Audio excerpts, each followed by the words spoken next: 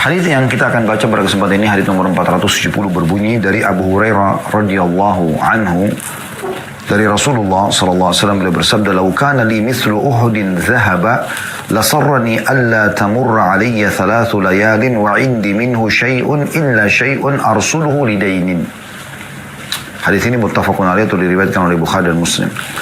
Kata Nabi SAW, seandainya aku memiliki emas sebesar gunung Uhud, niscaya aku gembira manakala emas itu tidak sampai lewat 3 malam sementara ia masih ada padaku sekalipun sedikit, kecuali yang aku simpan untuk membayar hutang. Seperti biasa teman-teman sekalian, kita akan coba mengorek mutiara hadis ini. Yang diambil pelajaran dari hadis ini yang pertama adalah bagaimana Nabi SAW mengajarkan setiap orang beriman untuk berzuhud di dunia. Makna daripada kalau seandainya aku memiliki emas sebesar gunung Uhud. Apa makna yang Anda fahami dari kalimat ini? Artinya boleh Anda memiliki emas sebesar apapun. Silakan kejar prestasi dunia Anda. Apapun yang Anda mampu kejar selama itu halal, bukan sesuatu yang Allah haramkan. Makna kalimat ini adalah atau seandainya aku memiliki emas seperti gunung Uhud. Artinya Nabi SAW berharap punya harta sebanyak itu. Dan setiap orang beriman boleh. Ya. Ini faedah yang pertama. Dan kalau ada yang bertanya, apakah saya harus menjadi orang kaya? Jawabannya tentu saja iya. Apakah saya harus menjadi orang yang berprestasi? Dan jawabannya iya, dalam Islam memang seperti itu. Banyak sekali hadis-hadis yang mengandung optimisme untuk maju dan berkembang. Seperti hadis Nabi SAW, kalau ada bibit tanaman di tangan seseorang di antara kalian dan dia tahu besok kiamat, tetap ditancapkan. Bagaimana Abdullah bin Umar radhiyallahu anhu pernah menanam bibit pohon kurma yang mungkin akan puluhan tahun ke depan kemudian baru bisa panen gitu. Di saat beliau sudah berambut putih, alisnya putih, jenggotnya putih, sudah sangat tua. Maka orang di sekitarnya bertanya, "Wahai Ibnu Umar, kapan Anda akan nikmati ini?" Kata beliau, "Kalau bukan aku yang menikmati, maka akan dinikmati oleh orang setelahku." Beliau sangat faham, tetap ini prestasi dunia bisa dikejar, dan nanti pahalanya akan kita dapatkan kalau bermanfaat bagi orang lain. Begitu kurang lebih makna daripada zuhud itu. Artinya, dunia kita kejar. Karena ada orang, subhanallah, yang Allah amanahkan jabatan misalnya, lalu dia tunggangi jabatannya untuk mengejar yang ke akhirat. Seperti kasus Khulafa Rasyidin, Abu Bakar, Umar, Uthman, Ali, para raja-raja yang datang setelah di dinasti Umayyah, dinasti Abbasiyah, di Utsmaniyah. Ada beberapa mereka yang menonjol sekali dengan urusan kekayaan, kekuatan mereka, kesempurnaan fisiknya, lalu kemudian ditunggangi untuk mendapatkan yang terbaik di akhirat sana dengan banyak bersedekah, banyak berjihad dan seterusnya. Ya. Jadi perlu difahami bahwasanya orang-orang yang zuhud ini adalah orang yang memiliki kejayaan di dunia. Mereka punya kejayaan, tapi dibawa kejayaan tersebut untuk akhirat. Tadi orang kalau diberikan jabatan, orang yang diberikan kekayaan misalnya, dengan kaya raya dia banyak membangun masjid, rumah anak yatim, fasilitas umum, dipakai untuk sekolah-sekolah, ya, agar menyebarkan ilmu Allah subhanahu wa ta'ala, Allah subhanahu wa ta'ala. Ini semua adalah dunia. Dia harus punya dunia supaya dia bisa membiayai dakwah, membiayai ilmu, ya, bersedekah untuk orang-orang miskin dan seterusnya, ya. Itu kan bisa. Orang diberikan kelebihan fisik, maka dia bisa tunggangi kelebihan fisik tersebut, ya, untuk digunakan di jalan Allah subhanahu wa ta'ala. Seperti kalau dia punya kekuatan fisik ekstra, dia menggunakan untuk, ya, berjihad di jalan Allah pada saat memang itu ada, ya, dengan cara dan syariat yang disyariatkan oleh Allah SWT, dengan cara yang benar, bukan yang disalahgunakan seperti sebagian orang di masa-masa kita sekarang. Maka itu semua bisa ditunggangi. Jadi sebenarnya zuhud itu berarti orang memiliki prestasi dunia, tapi dibawa semua itu untuk menuju ke akhirat. Itu makna daripada hadis Nabi SAW ini. Ya. Jadi ini bukan cuma sekedar perumpamaan, tapi kata Nabi SAW, "Lau kana li mithlu Uhudin dhahaba." Kalau seandainya aku memiliki seperti gunung Uhud, emas semua. Itu kan berarti besar sekali. Berapa kilometer gunung Uhud itu, ya. Itu semuanya emas, ya. Lalu apa pesan Nabi SAW? Nah, ini makna zuhudnya di sini. Faedah yang kedua adalah makna zuhud dalam aplikasi penyampaian Nabi SAW. Beliau mengatakan, "La sarrani alla tamurra alayya thalathu layalin wa indi minhu syai'un illa syai'un arsuluhu lidain." Maka aku akan sangat gembira kalau semuanya itu habis aku sedekahkan. Ya. Tidak lewat 3 malam kecuali sudah aku sedekahkan untuk dibawa ke akhirat. Jadi kejar prestasi dunia lalu kemudian dibawa itu ke akhirat. Nah ini makna zuhud ini. Ya. Yang sudah kita jelaskan dari awal. Itu makna daripada zuhud. Ya. Jadi sangat bertolak belakang sekali dengan orang yang makan roti kering, kemudian pakai sendal compang-camping, bajunya kotor. Kenapa? Zuhud. Enggak, bukan seperti itu. Kita baca dalam kitab-kitab zuhud, ada banyak tulisan para ulama yang mereka berikan memang judul dengan Az-Zuhud atau kitab zuhud. Itu pentolan-pentolan zuhud diangkat Abu Bakar. Abu Bakar seorang saudagar terkaya. Kata Aisyah radhiyallahu anha dalam sebuah riwayat yang sahih, karena Abu Bakar atjar Quraisy hatta dakhala fi imarah. Abu Bakar itu adalah pedagang paling suksesnya Quraisy sampai dia masuk ke pemerintahan. Baru beliau sibuk mengurus pemerintahan itu. Ya, padahal beliau terkenal sekali orang yang kaya raya, tapi beliau termasuk pentolan orang-orang zuhud. Nama-nama yang awal diangkat oleh para penulis kitab-kitab zuhud. Ada Utsman bin Affan, ya, yang luar biasa. Ya, ada Umar bin Khattab yang memiliki kekuasaan wilayah yang sangat luas. Tapi beliau zuhud. Beliau tunggangi untuk menuju ke akhirat semuanya. Ya. Ekspansi Islam sampai ke wilayah utara Jazirah Arab, di wilayah Romawi, tepatnya negeri Syam. Ya. Kemudian juga di wilayah timurnya Jazirah Arab, Persia. Ini semua takluk. Zaman Utsman bin Affan terkenal dengan kaya rayanya, tapi suka sekali berinfak, dibawa ke akhirat. Nah, supaya terus berjalan kontinu infaknya, dia harus punya pendapatan dunia. Gak mungkin tidak, ada sumber yang selalu ada gitu. Ya. Jadi memang ada orang-orang seperti Abdurrahman bin Auf, ya, terkenal sekali dengan kekayaannya, Talha bin Ubaidillah, Sa'ad bin Ubadah, orang-orang yang terkenal sekali memiliki prestasi dunia, kemudian mereka masuk dalam pentolan-pentolan para orang-orang yang zuhud. Ya. Nah di sini maknanya adalah, aku punya emas yang banyak, kata Nabi SAW, lalu aku infakkan di jalan Allah. Nah, tentu untuk mendapatkan emas sebanyak gunung Uhud harusnya bekerja dan punya prestasi dunia. Kemudian bersedekah sejumlah itu bukan hanya pada saat itu saja.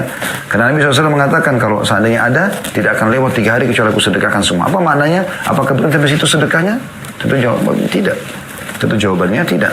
Beliau berharap ada gunung Uhud lagi setelahnya, beliau sedekah lagi tidak lewat 3 hari kemudian habis. Beliau begitu terus. Berarti harus ada sumber income di mana yang bisa terus menerus mengejar prestasi dunia ini sampai di akhir hayat. Itu yang disebutkan di akhir surah Al-Munafiqun. Ya, di mana Allah SWT mengatakan, A'udzubillahi minasyaitonirrajim. Ya, tentang masalah orang kalau wafat maka dia berharap, ya, agar bisa bersedekah. Allah mengatakan, wa anfiqu mimma razaqnakum min qabli an ya'ti ahadakumul maut fayaqula rabbi laula akhartani ila ajalin qaribin fa asaddaqa wa akum minas shalihin. Maka kata Allah SWT, infakkan semua. Bagaimana kita bisa berinfak kalau kita nggak punya harta, nggak punya prestasi dunia? Infakkan, ya, dari harta kalian yang telah Allah berikan, gitu ya. Sebelum datang hari atau saat di mana kalian akan wafat, lalu baru pada saat itu dia mengatakan, ya Allah, kalau seandainya aku melambatkan sedikit ajarku, aku akan bersedekah dan aku termasuk orang-orang saleh. Nah ini makna yang bisa diambil daripada hadis ini. Pelajaran yang kedua, pelajaran yang ketiga adalah pentingnya kepedulian terhadap hutang.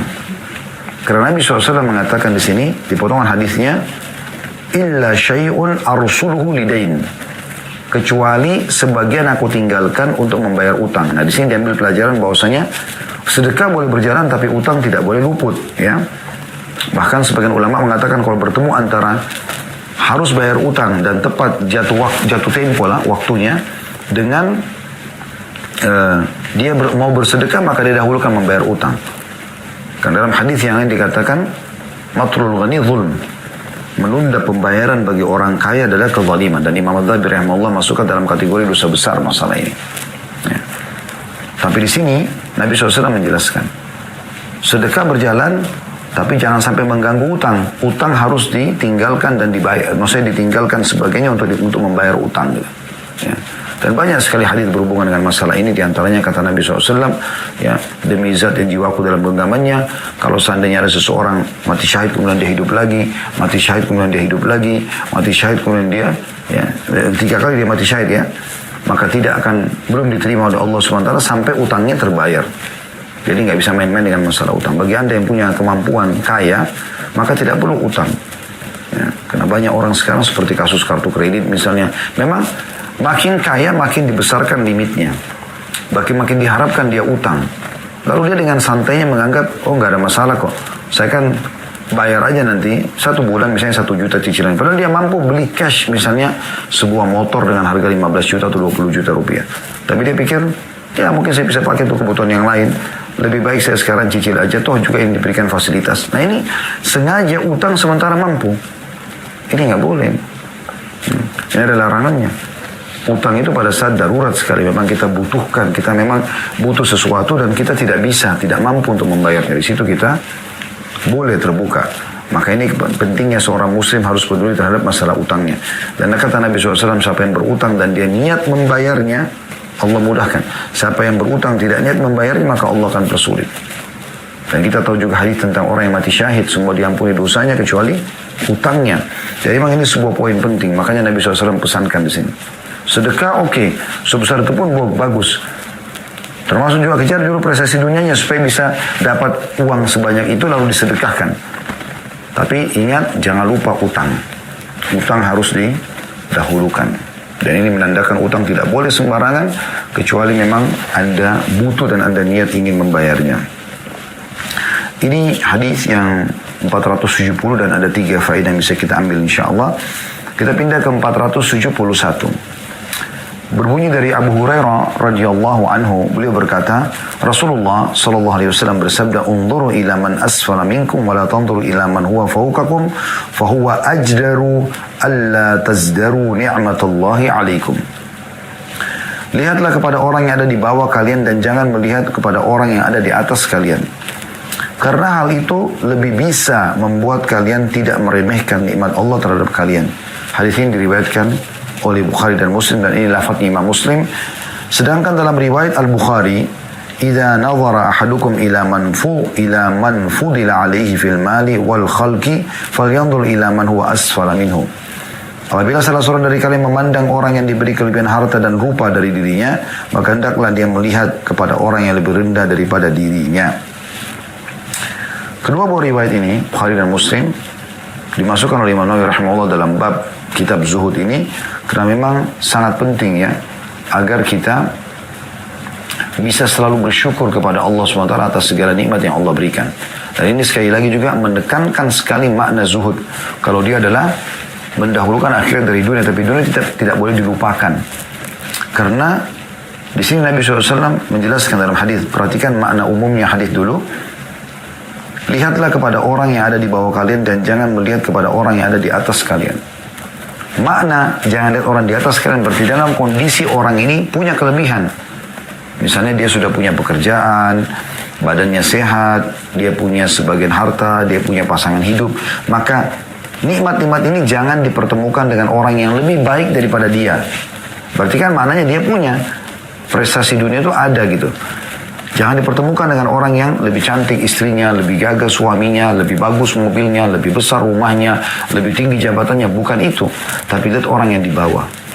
Tapi yang perlu kita tarik benang merahnya adalah Nabi SAW sedang bicara tentang masalah orang, maksud dalam bab zuhud di sini, orang yang punya prestasi dunia, jangan lihat orang yang di atasnya, lihat orang yang di bawahnya. Artinya memang dia punya prestasi dunia, tapi jangan lihat orang yang lebih baik daripada dia dari sisi ya keadaan dan kondisinya, ya, sehingga dia tidak bersyukur kepada Allah Subhanahu Wa Taala. Jadi ini lebih menekankan masalah makna zuhud itu, kembali kepada apa yang tadi telah kami sampaikan. Baik, pelajaran pertama dari hadis ini adalah wasiat Nabi SAW agar selalu bersyukur kepada Allah Subhanahu Wa Taala atas segala nikmat. Sekecil apapun nikmat, maka syukuri. Selalu lisan kita mengatakan Alhamdulillah, Alhamdulillah, ya. Dalam riwayat hadis dijelaskan kalau seandainya nikmat itu datang kepada kita, kita membaca Alhamdulillahilladzi bi ni'matihi tatimmus shalihat. Segala puji bagi Allah yang dengan izinnya lah semua kebaikan-kebaikan ini bisa tersempurnakan. Kalau kita sedang dicoba oleh Allah SWT, tetap anjuran dalam hadis mengatakan Alhamdulillahi ala kulli hal. Ada kalimat Alhamdulillah, berarti kita mensyukuri keadaan kita, baik dalam keadaan nikmat ada ataupun cobaan sedang ada. Karena kita tidak tahu cobaan ini ya mungkin baik buat kita. Dan memang banyak sekali cobaan baik buat orang tersebut. Minimal sekali, kata ulama, orang kalau lagi diuji oleh Allah SWT itu, pertama mengingatkan dia tentang masalah hinanya dunia ini dan akan sebentar dia akan lewatin. Karena kalau orang dalam nikmat terus dia bisa lalai. Cobaan itu akan mengingatkan dia masalah itu. Kemudian selanjutnya, ya, dia jadi tahu kalau semua ini bukan milik dia, apa yang sedang dia miliki. Karena kapan dia meninggal akan ditinggal semuanya. Jadi kan? Lalu kemudian yang ketiga, dia teringkaskan umurnya dalam ketaatan kepada Allah SWT. Orang kalau lagi sakit, orang lagi ada musibah, ada masalah, dia kalau diajak bermaksiat oleh teman-temannya, dia nggak akan mau. Flu demam saja, diajak ke diskotik, dia nggak mau. Sebenarnya dia sedang memangkas umur dia, yang tadinya bisa digunakan maksiat itu tidak melakukan kemaksiatan tersebut. Allah SWT berhentikan dia di situ dengan hikmah Allah SWT. Dan sekian banyak hikmah dari masalah musibah yang sedang datang. Makanya kita juga dianjurkan mengatakan alhamdulillah ala kulli hal. Segala puji bagi Allah atas segala keadaan. Itu dalam keadaan musibah sedang ada. Bahkan kadang-kadang subhanallah ada musibah-musibah yang datang, justru memang Allah tanamkan kebaikan pada musibah tersebut. Hilangnya benda seseorang yang tadinya memang itu mungkin sesuatu yang haram.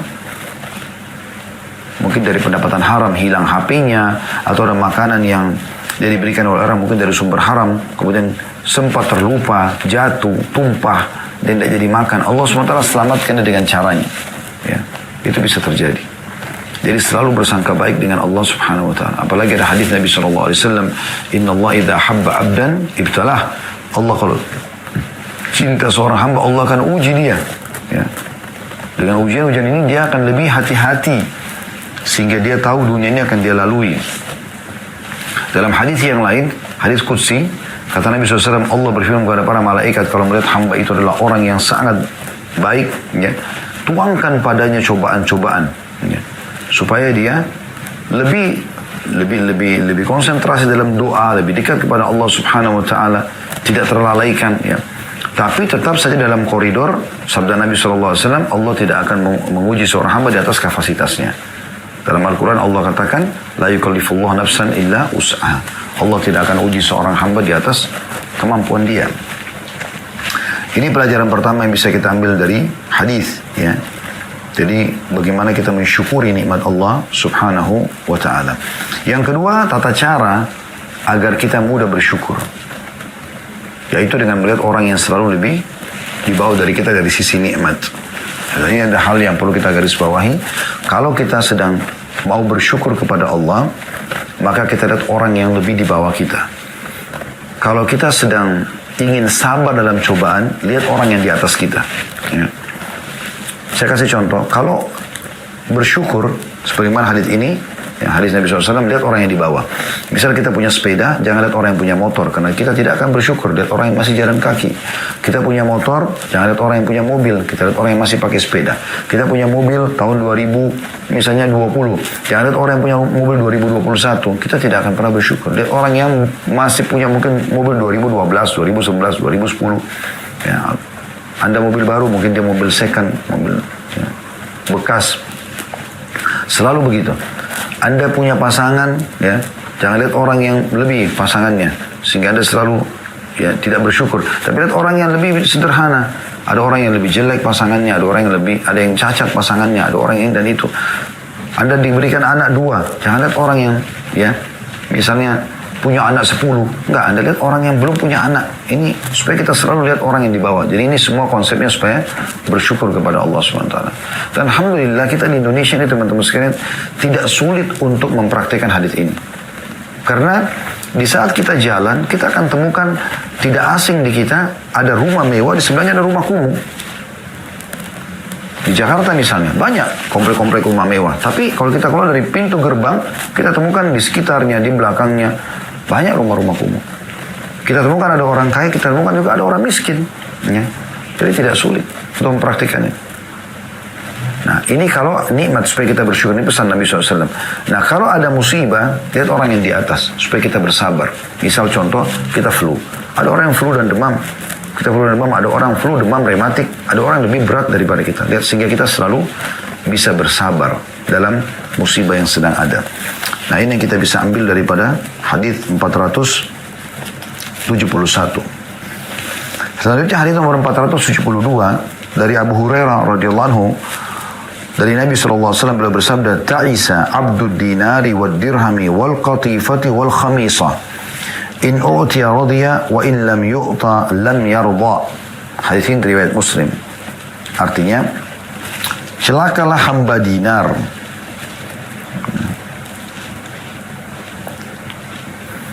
celakalah hamba dirham, kain yang berhias, dan pakaian-pakaian. Apabila dia diberi ridho, dan apabila dia tidak diberi maka dia tidak ridho. Di situ ada footnote nomor 425. Ta'isa dalam hadis yang artinya tadi celaka, ya, itu berarti celaka, ya, atau rugi. Kemudian juga dikatakan makna daripada khamisah adalah pakaian atau kain segi empat, dibahasakan begini. Semua dijelaskan dalam riwayat Bukhari.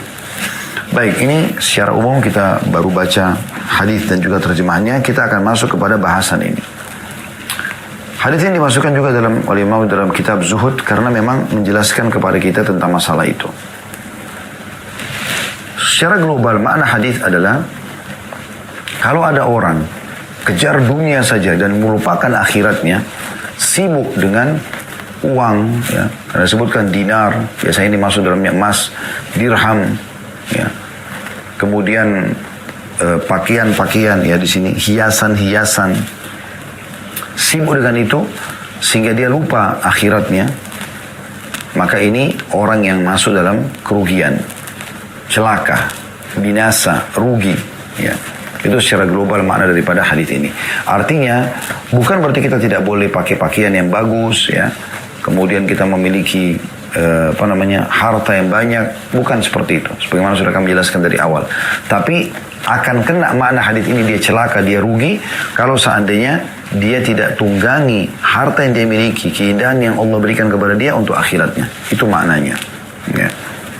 Makanya pada saat Abdurrahman bin Auf meninggal dunia, bagaimana di gudang harta beliau ditemukan bertumpuk-tumpuk emas, dan saking banyaknya, dan emas itu sampai berbaur satu sama yang lain karena lamanya tertumpuk, maka dibagi dengan cara menggunakan kampak, ya, lalu dibagikan, dan setiap istrinya mendapatkan banyak sekali peninggalan harta pada saat itu radhiyallahu anhu.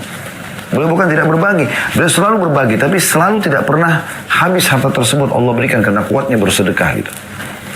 Nah, di sini maknanya adalah makna hadis, orang yang mengumpulkan harta tapi lupa dengan akhirat. Itu yang dimaksud dengan celaka. Tapi orang kalau kumpulin harta lalu dia bawa ke akhiratnya dan ternyata masih tersisa lagi, maka itu berarti tidak masuk dalam hadis atau ancaman hadis ini. Baik, kita ambil pelajaran pertama dari hadis adalah makna kalimat ta'is.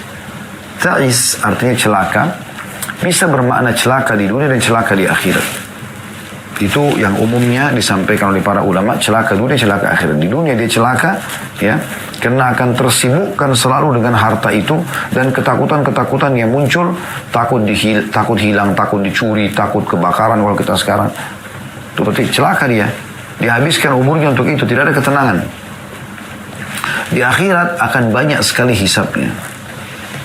Ya, karena dalam hadis yang sahih dijelaskan, pada saat orang meninggal dunia tidak akan beranjak kaki seorang hamba hari kiamat sampai ditanya tentang 4. Ya, salah satunya adalah harta, dari mana dia dapatkan, kemana dia keluarkan. Dan sudah pernah kami titik beratkan teman-teman sekalian, ya, kondisi harta itu ada yang sangat baik sekali, sumbernya halal, keluar pada yang halal. Ini yang terbaik. Dan ini harus kita jadikan sebagai pegangan kita dalam melalui kehidupan di muka bumi ini. Maksudnya kita selalu punya sumber pendapatan yang benar, lalu kita keluarkan juga pada sumber yang benar. Ini yang terbaik. Yang kedua adalah sumbernya halal tapi dikeluarkan pada yang haram, dan ini tidak boleh. Dia dapat pahala karena cari sumber halalnya, tapi pada saat gaji yang dia terima hasil bisnis dipakai untuk berzina atau minum khamr, makanya jadi haram. Dia satu sisi dapat pahala, sisi yang lain berdosa karena pengeluarannya, dan Allah akan tanya dari mana dia dapatkan, sudah jelas, tapi kemana dia keluarkan, ini jadi salah. Golongan ketiga terbalik, sumbernya haram, tapi dikeluarkan pada yang halal. Ini nggak boleh. Misalnya hasil korupsi, hasil curian, tapi dipakai untuk umrohin atau hajiin orang tua, bangun masjid. Ini tidak mungkin. Allah suci. Inna Allah tayyibun, la yaqbalu illa tayyiba. Allah suci, bersih, tidak terima kecuali yang suci dan bersih. Dan yang terakhir, yang paling buruk adalah sumbernya haram, keluar pada yang haram pula. Hasil pencurian dipakai berzina. Nah, ini hal yang paling buruk tentunya ya. Jadi ini pelajaran pertama, makna daripada ta'is, artinya rugi. Rugi dunia, rugi akhirat. Di dunia dia rugi karena terus sibuk dengan hartanya, dia terhambahkan dengan harta tersebut, dan di akhirat dia akan banyak sekali hisabnya. Pelajaran kedua, penyebutan tentang jenis-jenis harta ini. Abdud dinar, dirham, qatifah, khamisa.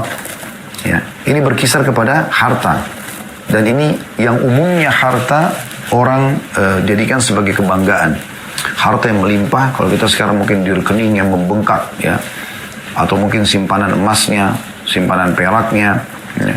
Dan juga pakaian-pakaian yang suka dipakai untuk sombong, penampilan di depan orang ya. Sampai-sampai pada tingkat mereka menggunakan harta-harta ini untuk bermaksiat kepada Allah SWT ya. Mana ada orang pergi diskotik pakai baju biasa? Orang pasti pakai baju yang bagus, sepatu yang bagus. Dia pakai hartanya untuk maksiat kepada Allah SWT. Sebaliknya orang pergi masjid selalu pakai baju yang lebih sederhana. Atau orang silaturahim dengan keluarganya. Atau ya. Tapi kalau untuk maksiat, mereka menggunakan umumnya adalah hal-hal yang baik. Gitu. Yang baik dari sisi jenisnya ya. Pakaian atau harta tersebut. Mobil yang terbaik. Ya, supaya bisa berbangga-bangga, pakaian yang terbaik, ini semua dimasukkan. Makanya Nabi SAW sebutkan, jenis-jenis harta ini bukan berarti tidak ada harta yang lain. Karena masih ada tunggangan, ya. Kalau zaman dulu orang kuda, unta, kalau sekarang mungkin mobil, ada mungkin mobil pribadi, pesawat pribadi, kapal pribadi, dan segala macam. Ini pelajaran kedua, jenis-jenis harta ini maksudnya jenis-jenis harta yang umumnya orang jadikan sebagai kebanggaan dan melalaikan dia terhadap dunia. Namun terhadap akhirat maksudnya. Pelajaran yang ketiga dari hadis adalah potongan terakhir hadis Nabi SAW, in utiya radhiya wa in lam yu'ta lam yarda. Dan ini tolak ukurnya. Kalau dia diberi oleh Allah, dia menerima. Kalau dia tidak diberi, maka dia tidak menerima. Ini tolak ukurnya. Artinya, kalau ada orang Allah berikan kepada dia dinar, dirham, pakaian yang bagus, harta yang melimpah gitu, lalu dia ridho dalam setiap keadaan, apakah pada saat lagi memuncak rezeki tersebut atau sedang ada ujiannya, bangkrut usaha, utang tidak dibayar, dia terima semua keadaan. Sebagaimana perkataan Ali bin Abi Thalib, siapa yang Allah karunia untuknya harta, maka sebaiknya dia memperindah jamuan tamunya, melanjutkan hubungan silaturahim, dan dia bersabar terhadap ujian di harta tersebut. Ya. Ada saatnya nanti harta itu akan jadi cobaan buat dia. Kecuali orang yang sibuk terus mengeluarkan harta tersebut jalan Allah, itu lain. Tapi kalau orang itu masih menyimpan, maka akan ada ujian. Nah, kalau ada orang ridho dengan pemberian Allah SWT, dia sudah buat sebuah program, ternyata program itu tidak bisa berjalan atau belum bisa berjalan, maka dia terima. Ada proyek yang bisa berjalan, ada proyek tidak bisa berjalan, dia terima semua keadaan itu. Maka dia tidak masuk dalam makna kalimat awal ta'is, celaka. Karena dia tolak ukurnya di sini, dia ridho ya dalam setiap keadaan, maka tidak masuk dalam makna kecelakaan. Tapi kalau dia tidak ridho dengan ini, maka masuk dalam masalah ini. Ya, Nabi SAW mengatakan kalau dia diberi, dia ridho. Kalau tidak diberi, maka dia gerutu. Ya, dia gerutu. Seakan-akan memprotes keputusan Allah Subhanahu wa Ta'ala. Ini makna atau mutiara yang ketiga yang bisa kita ambil dari hadis ini. Kita akan lanjutkan nomor hadis 473 dari Abu Hurairah radhiyallahu anhu. Beliau berkata, laqad ra'aitu 70 min ahli as-suffa ma minhum rajulun 'alaihi rida imma izarun wa imma kisa qad rabatu fi 'anakihim faminha ma yablughu nisfa as-saqain wa minha ma yablughu al-ka'bain fayajma'uhu bi yadihi karahata an tura auratuhu. Hadis ini riwayat Bukhari. Saya telah melihat 70 orang dari ahli suffa. Tidak seorang pun dari mereka yang mengenakan baju yang ada hanya kain sarung atau kain yang mereka ikatkan pada leher mereka. Ada yang cuma sampai pada separuh betis dan ada yang sampai mata kaki. Lalu dia memegangnya dengan tangannya khawatir terlihat auratnya. Hadis ini riwayat Bukhari sebagaimana kita jelaskan tadi. Seperti biasa teman-teman sekalian, kita coba bedah hadis ini. Secara umum ini adalah penyampaian Abu Hurairah radhiyallahu anhu tentang keadaan ahli suffah, dan beliau termasuk bergabung dalam ahli suffah tersebut, ya. Dan makna suffah adalah sebuah lokasi yang berada di belakang rumah dan masjid Nabi SAW yang beliau siapkan khusus untuk orang-orang yang mau menuntut ilmu dari kalangan orang-orang miskin, ya. Dan itu bisa menampung sampai 300 orang. Itu makna suffah. Abu Hurairah menggambarkan tentang kondisi orang-orang miskin yang ada di wilayah atau di sekitar tempat suffah tadi, yang mereka tidak memiliki baju secara khusus yang bisa digonta-ganti, tetapi mereka memiliki izar, ya. Imma izarun wa imma kisa. Makna izar adalah sarung, ya. Dan makna kisa adalah pakaian yang diletakkan dari punggung lalu terdungklai ke bawah, ya. Maka keadaan mereka, kalau bukan sarungnya yang dinaikkan ke atas sehingga setengah betisnya kelihatan, atau memang yang dari atas diturunkan ke bawah. Ada di antara mereka keadaannya diceritakan yang sampai mata kakinya atau di atas mata kakinya, artinya pakaiannya cukup panjang. Ada juga yang sampai ke betis saja. Ini makna globalnya, ya, hadis ini. Kita akan ambil coba mutiara dari hadis ini. Yang pertama adalah kejelian Abu Hurairah radhiyallahu anhu dan keutamaan beliau sendiri. Sudah sering kami sampaikan teman-teman sekalian, dalam hadis-hadis Nabi SAW ada di antara sahabat Nabi yang langsung masuk to the point, menyampaikan sebuah pesan yang Nabi SAW sampaikan. Ini umum dan ini bagus gitu. Tapi ada di antara mereka yang lebih peka lagi. Mereka coba menceritakan tentang keadaan bersama Nabi SAW, keadaan para sahabat Nabi.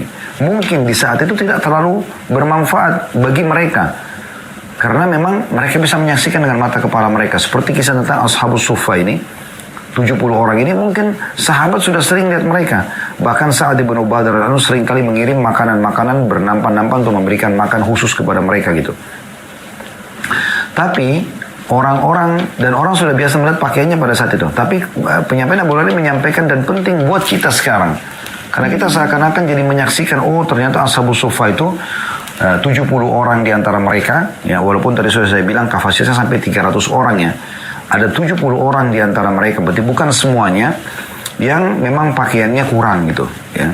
Pakaian mereka kurang dalam arti kata mereka punya keadaan yang miskin, ya, yang susah. Itu yang digambarkan di sini. Maka ini cerita tentang yang disampaikan oleh Abu Hurairah. Ini kejadian beliau dalam menceritakan, ya. Karena kalau tidak diceritakan seperti ini, kita tidak tahu, oh Ashabus Suffah itu seperti apa keadaannya. Dan tidak semua sahabat menyampaikan hal seperti ini. Ini pelajaran pertama tentang kejelian Abu Hurairah, dan berapa kali kita sampaikan dalam hadis-hadis yang sebelumnya. Cukup banyak hadis yang kita pelajari di mana para sahabat menyampaikan atau menceritakan, kami pernah jalan bersama Nabi SAW suatu hari, kami pernah sholat bersama Nabi SAW, Nabi SAW pernah kedatangan seorang tamu, dan seterusnya.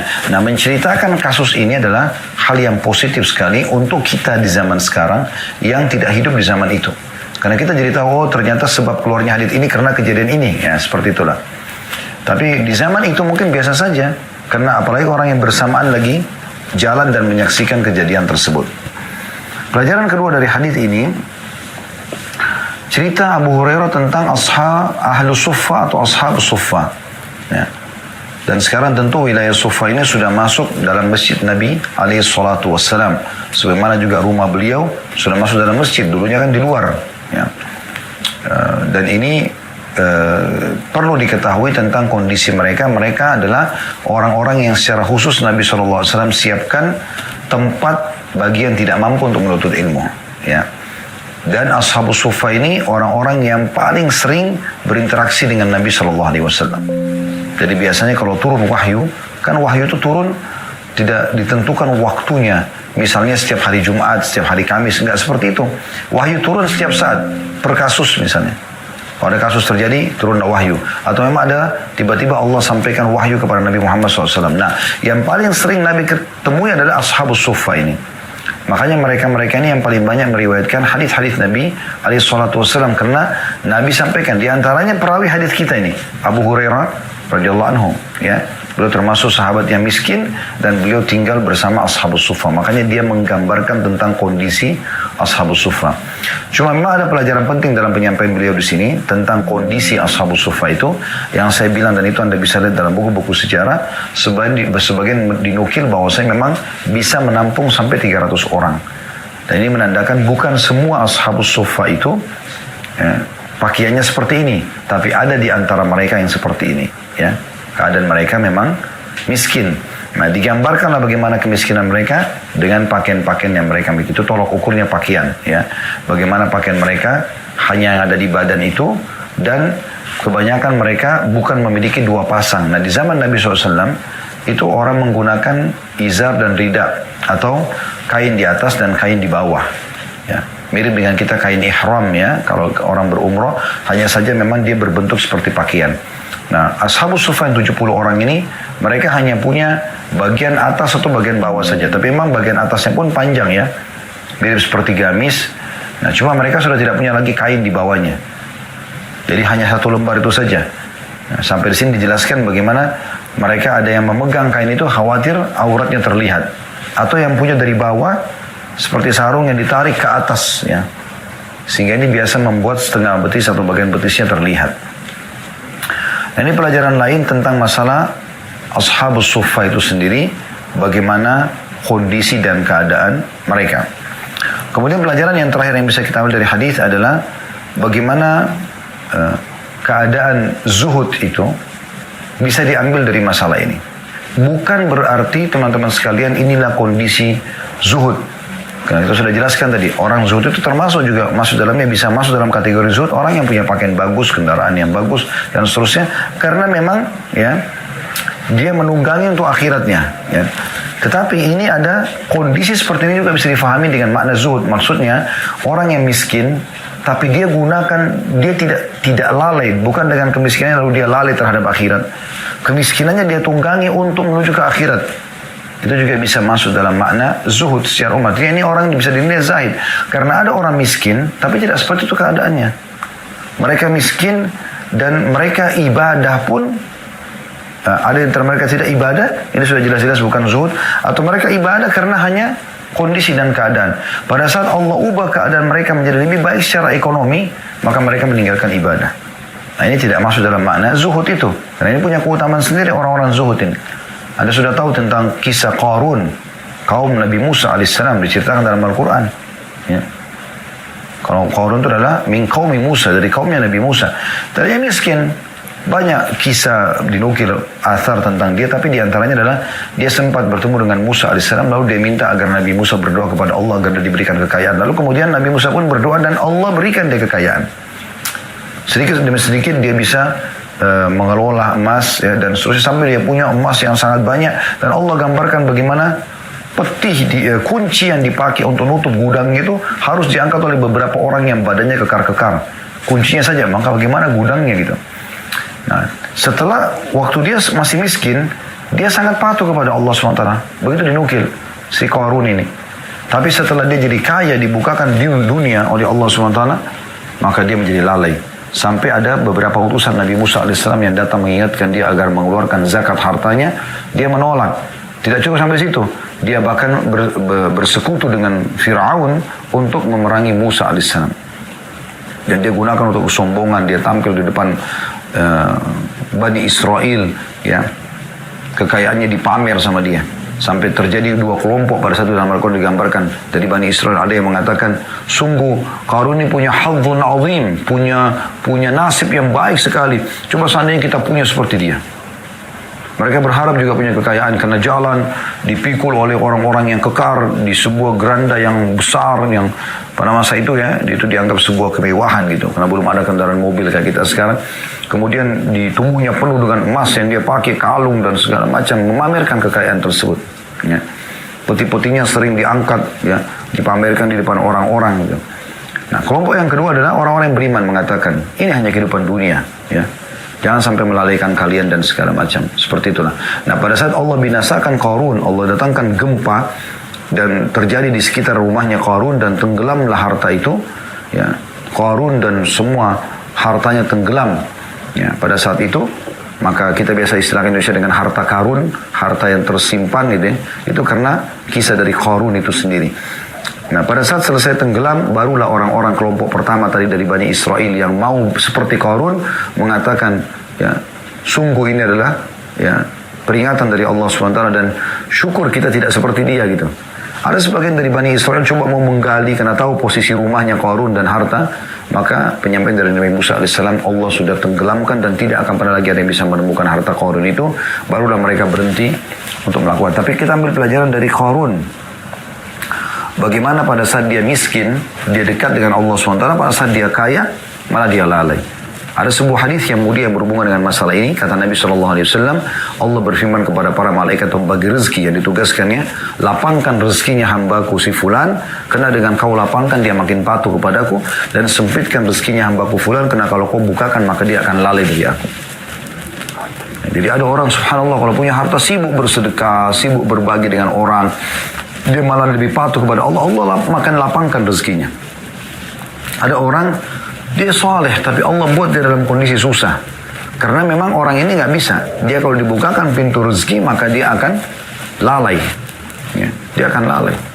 Tapi dengan dia ditutup, rezeki bukan ditutup ya, tapi dibatasi, tidak diberikan kekayaan, maka dia lebih dekat kepada Allah Subhanahu Wa Taala.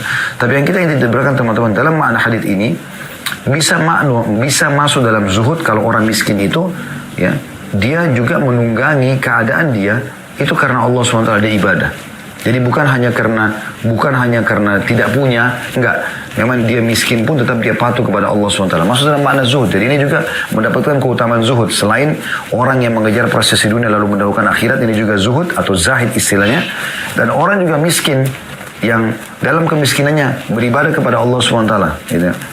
Dan dia ikhlas karena itu, dia juga masuk dalam makna zuhud itu sendiri. Kita masuk hadis nomor 474.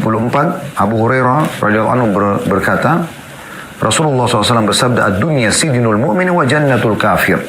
Hadis riwayat Muslim. Dunia ini adalah penjara orang mukmin dan surga bagi orang-orang kafir. Makna daripada hadis ini, ya,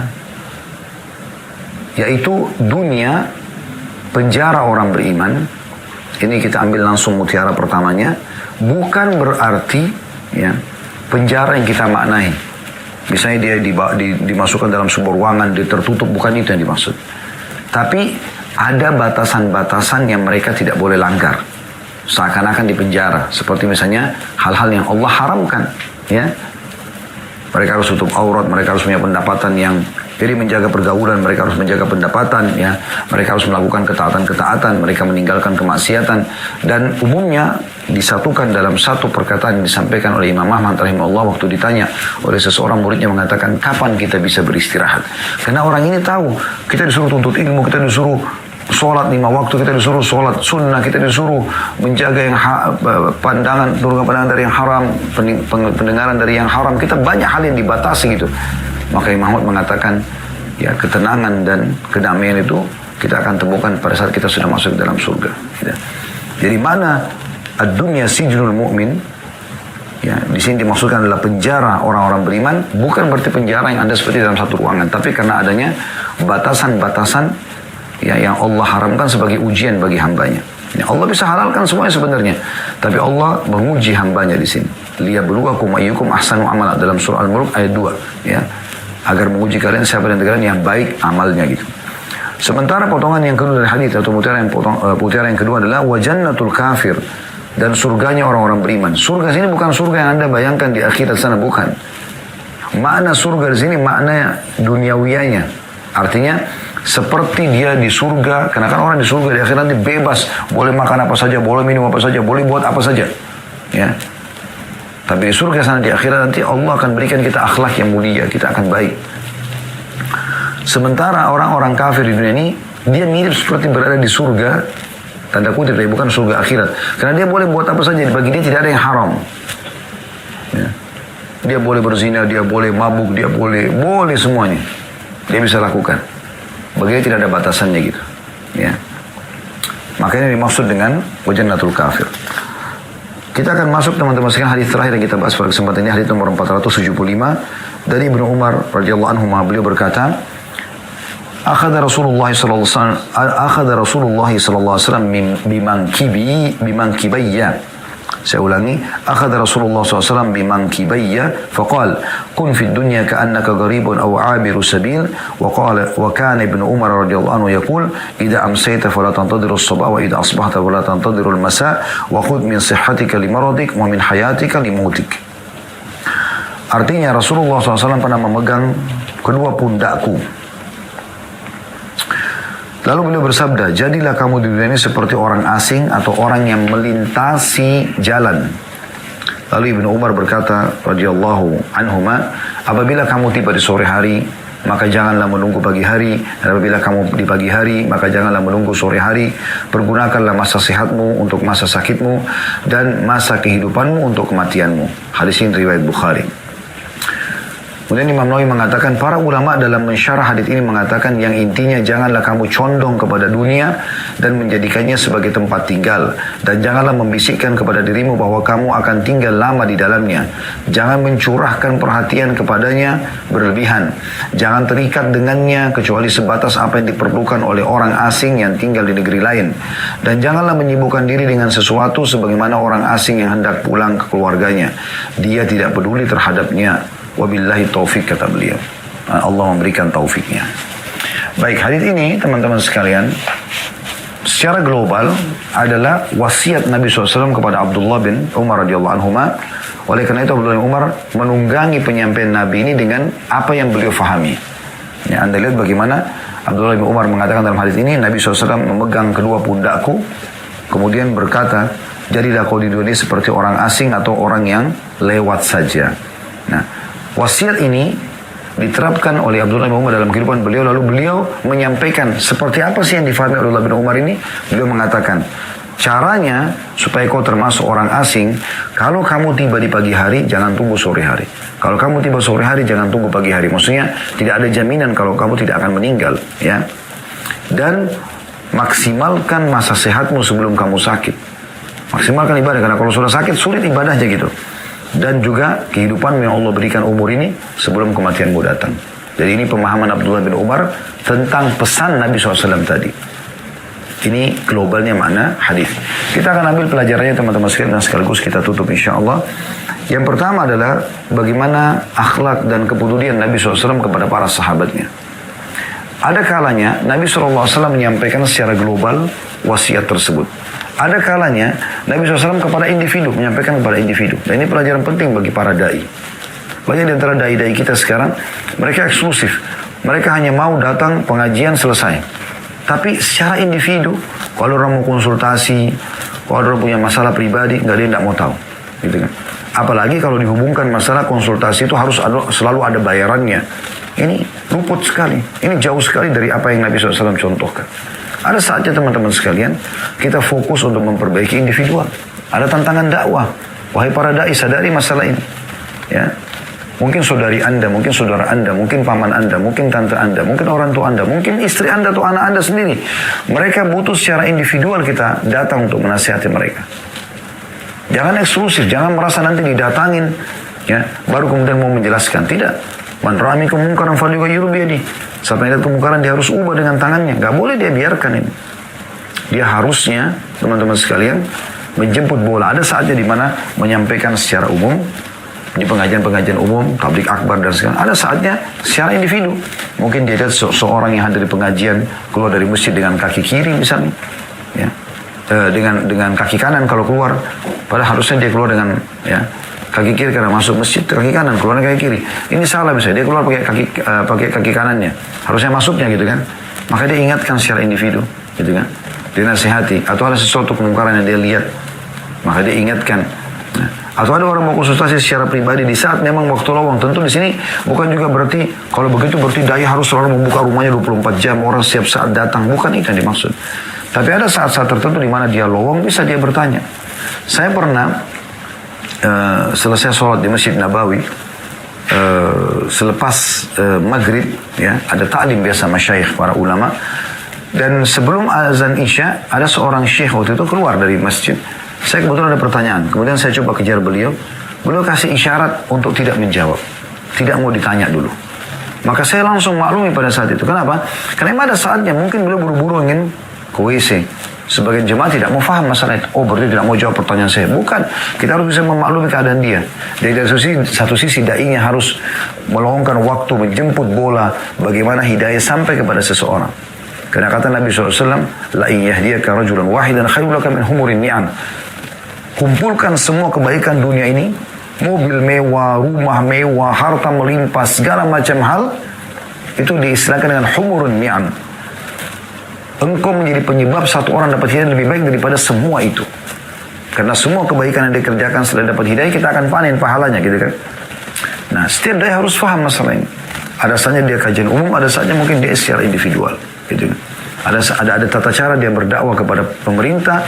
Ya, kata Nabi SAW, dia mengambil tangan pemimpinnya lalu dia menasihatinya. Ya, 4 mata. Kalau seandainya ya diterima, itu dia sudah sampai pada targetnya. Kalau tidak diterima, maka dia sudah lepas tanggung jawabnya, gitu kan. Ini poin pelajaran yang bisa kita ambil. Bagaimana Nabi SAW mengkhususkan kepada Ibnu Umar. Dan banyak riwayat-riwayat lain juga Nabi SAW begitu.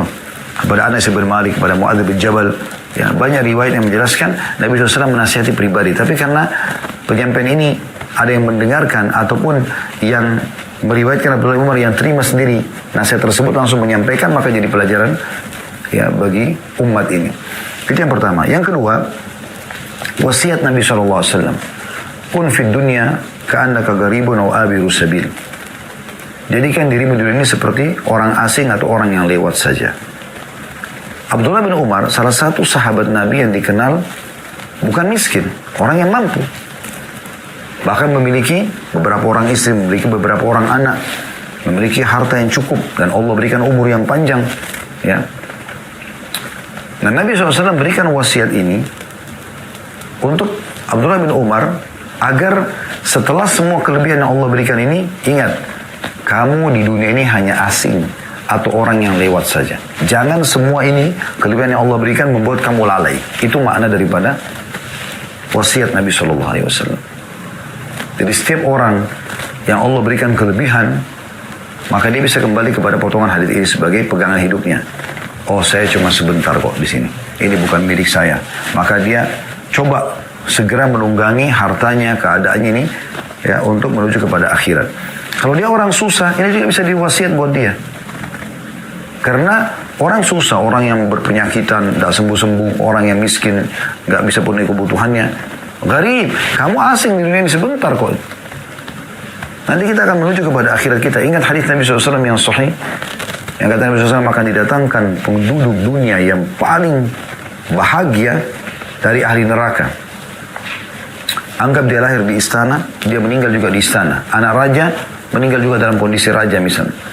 Semua yang dibutuhkan ada, tapi ahli neraka, orang kafir, didatangkan hari kiamat, dicelupkan satu celupan di neraka, kemudian dikeluarkan. Lalu ditanyakan kepada dia, pernah nggak kau lihat kenikmatan selama ini? Pernah nggak kau rasakan kenikmatan? Maka dia mengatakan, tidak, demi Allah. Dia bersumpah atas Allah, tidak. Dan sebaliknya akan didatangkan orang yang paling menderita di dunia dari ahli surga. Lahir miskin, meninggal miskin. Susah, baju di badan, makanan pun minta-minta sama orang. Tapi ahli surga, azan, sholat, puasa Ramadan, dia kerjakan ibadah-ibadah. Dicelupkan satu celupan nanti di akhirat, di surga, dikeluarkan. Lalu ditanya, pernah nggak kau lihat bu'us? Bu'us itu kesulitan, kesusahan, penderitaan. Dia mengatakan, demi Allah tidak pernah. Hilang semua. Bagaimana dengan orang yang jadi penghuni abadinya neraka, naudzubillah, secelup saja sudah begitu penderitaannya. Bagaimana orang yang menjadi penghuni kekalnya surga, sementara satu celup saja sudah begitu nikmatnya. Ya. Jadi itu maknanya daripada kalimat ini. Jadi walaupun ada orang yang susah, bisa dijadikan wasiatnya sebagai wasiat hidupnya.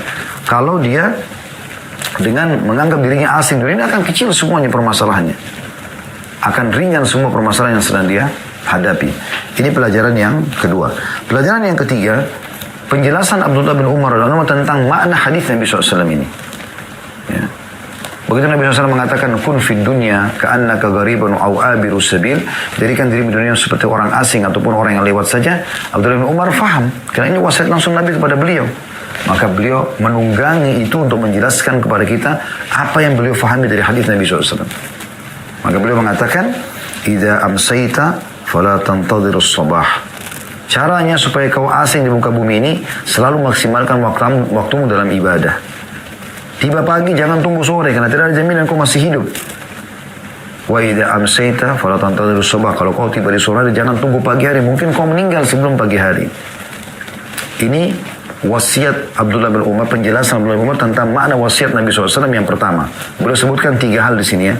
Ini yang pertama dari Abdullah bin Umar, penjelasan tentang wasiat Nabi. Bagaimana asing di dunia dan bagaimana seperti musafir saja, seperti orang yang lewat saja. Yang pertama tadi itu, Abdullah bin Umar mengatakan kalau tiba pagi jangan tunggu sore, kalau tiba sore jangan tunggu pagi.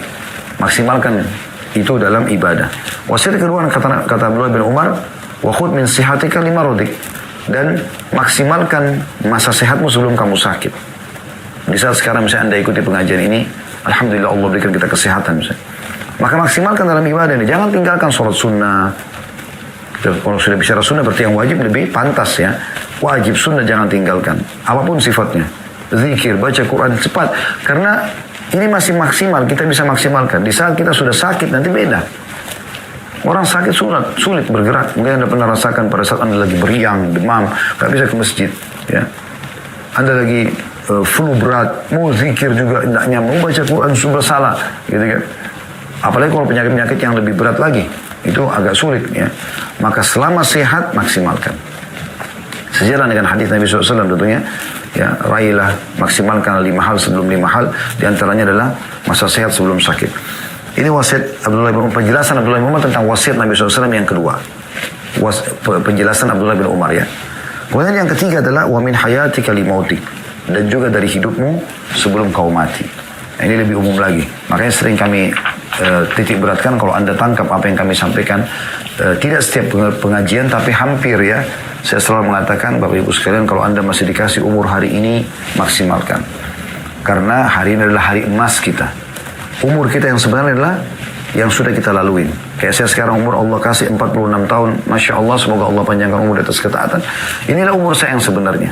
Ada yang ikut acara ini mungkin ada umur 30 tahun, 20 tahun, 25 tahun, 35 tahun. Berapapun umur Anda. Mungkin Anda di atas lebih daripada saya. Mungkin 50, 60, 70 tahun.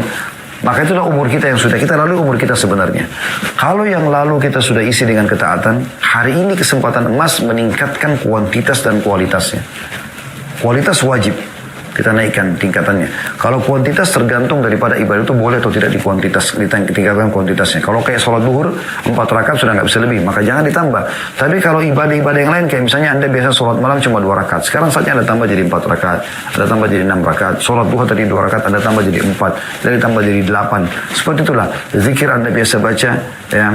Misalnya 10 kali la ilaha illallah wahdahu la syarika lah, sekarang Anda baca jadi 100 kali. Jadi seperti itu. Anda meningkatkan yang bisa ditingkatkan secara kualitas ini. Nah, kalau masa lalu kita berisikan dosa-dosa, hari ini hari emas kita untuk bertobat kepada Allah SWT. Hanya hari ini waktu kita. Itu pesan, itu penjelasan Abdullah bin Umar tentang sabda Nabi SAW wasiat tadi. Jangan tunggu sore hari kalau tiba pagi. Jangan tunggu pagi hari kalau tiba sore hari. Dan maksimalkan hidupmu sebelum kau meninggal. Karena kita bisa saja meninggal. Dan orang subhanallah meninggal itu hitungan detik, teman-teman sekalian. Hitungan detik. Ya, dia tiba-tiba meninggal. Saya lagi pengajian begini, ada malaikat mau datang mencabut ruh, lalu kemudian jatuh mereka. Orang cuma tahu Khalid Basanwa pernah ceramah, selesai. Begitu juga Anda, semua kita sama.